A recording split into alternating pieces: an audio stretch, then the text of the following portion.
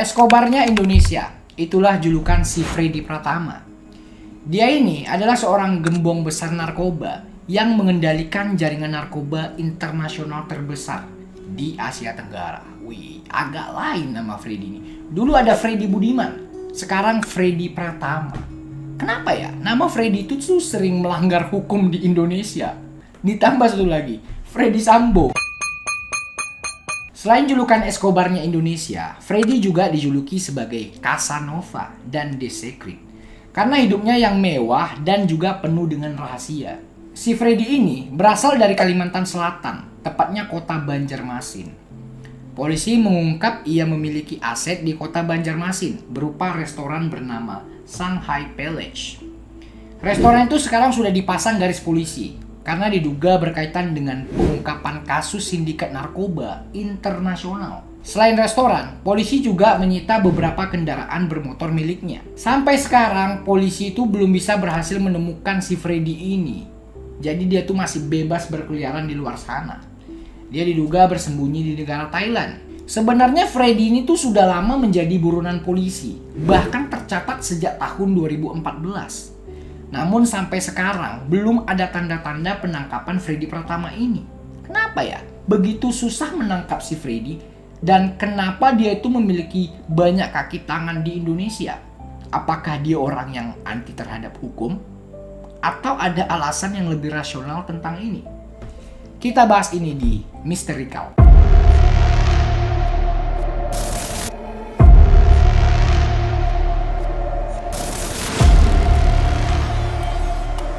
Awal pengungkapan jaringan Freddy.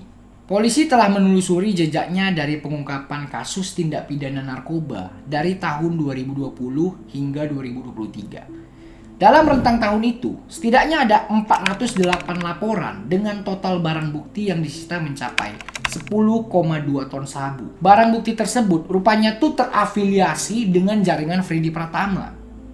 Setelah kepolisian menyelidiki lebih lanjut, diketahui bahwa sindikat Freddy Pratama ini adalah sindikat narkoba yang cukup besar, bahkan mungkin terbesar.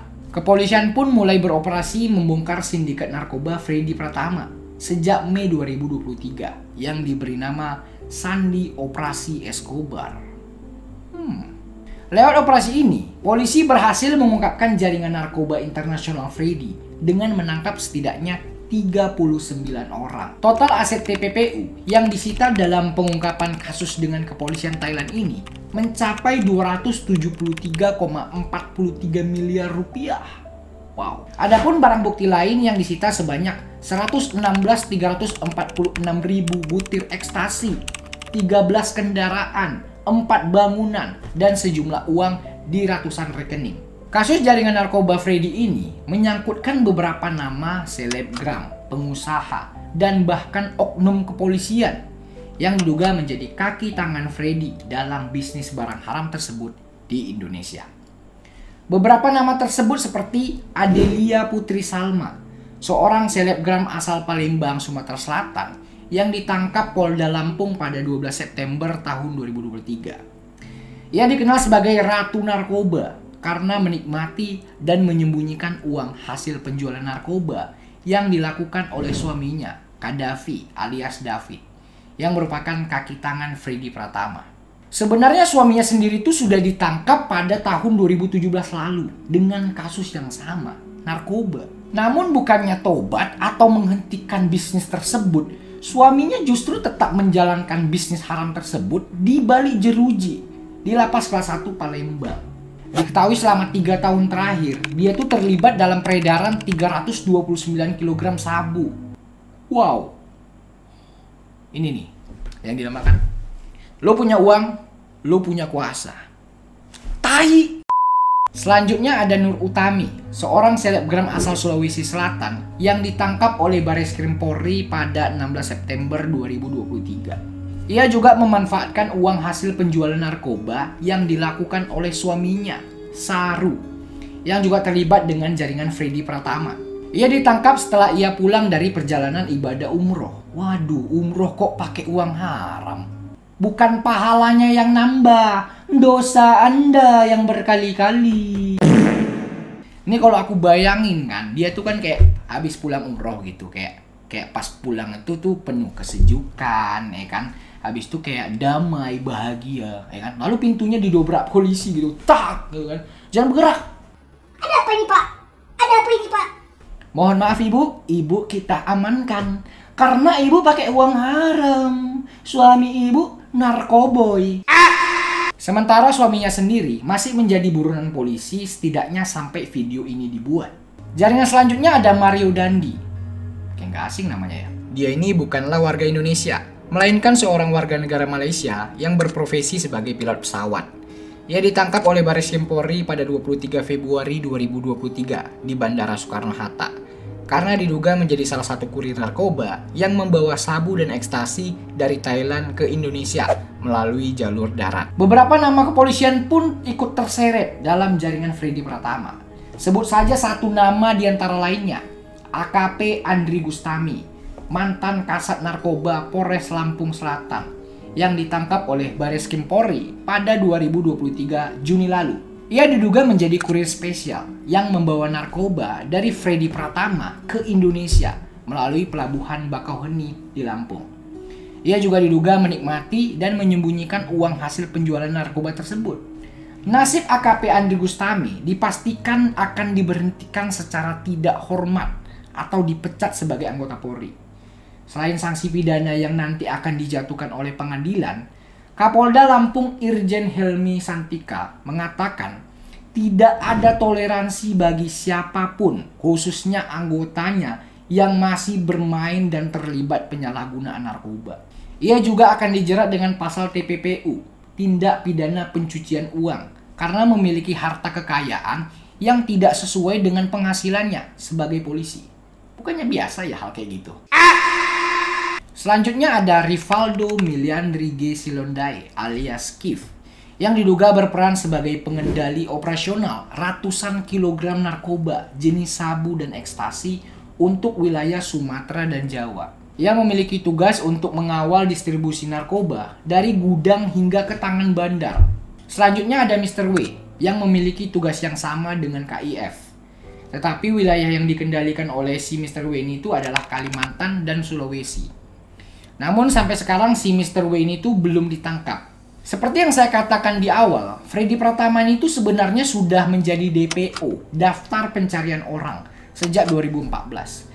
Tapi kepolisian baru menerbitkan red notice terhadapnya pada Juni 2023 atau setelah 9 tahun lamanya. FYI, red notice sendiri adalah permintaan kepada penegak hukum di seluruh dunia untuk mencari dan menangkap seseorang sambil menunggu ekstradisi, penyerahan diri, atau tindak hukum serupa. Bareskrim Polri mengatakan pihaknya tuh baru menerbitkan red notice karena jaringannya tuh baru terbongkar sekarang. Sedangkan pada 2014 lalu, perkara ini tuh masih di bawah kewenangan Badan Narkotika Nasional, BNN. Wah, berarti ngapain dong BNN selama ini? Jadi curi. Sementara, menurut peraturan Perkapolri nomor 14 tahun 2021, semestinya ketika seseorang sudah ditetapkan sebagai buron, maka aparat penegak hukum harus segera menemukan dan menangkap agar proses pidana itu berjalan lebih cepat, bukannya malah kerjasama. Ini maksud saya tuh kayak oknum-oknum ya, bukan semuanya. Jadi jangan salah. Salah satu alasan mengapa polisi butuh waktu lama untuk membekuk Freddy tak lain berkat akal bulusnya yang jago menyembunyikan aset. Freddy Pratama ini tuh tidak menyimpan uangnya di bank atau di rumah, tetapi menginvestasikannya untuk berbagai bisnis seperti karaoke, hotel, restoran, dan juga tanah. Freddy Pratama ini tuh menggunakan nama ayahnya, Lian Silas, untuk mengelola bisnis-bisnis tersebut. Lian Silas juga membantu Freddy Pratama dalam mencuci uang hasil narkoba agar tidak terdeteksi oleh polisi. Jaringan narkoba Freddy Pratama ini memiliki struktur yang jelas dengan pembagian tugas dan peran yang spesifik. Ada bagian keuangan, bagian pembuat dokumen, bagian pengiriman, bagian penerimaan, dan sebagainya. Setiap bagian memiliki koordinator atau pengendali yang bertanggung jawab atas operasionalnya. Jaringan ini menggunakan aplikasi yang jarang digunakan oleh masyarakat umum, untuk berkomunikasi. Mereka tuh berkomunikasi itu secara rahasia dan juga canggih. Aplikasi yang digunakan adalah BlackBerry Messenger, Enterprise, Terma, dan juga Wire.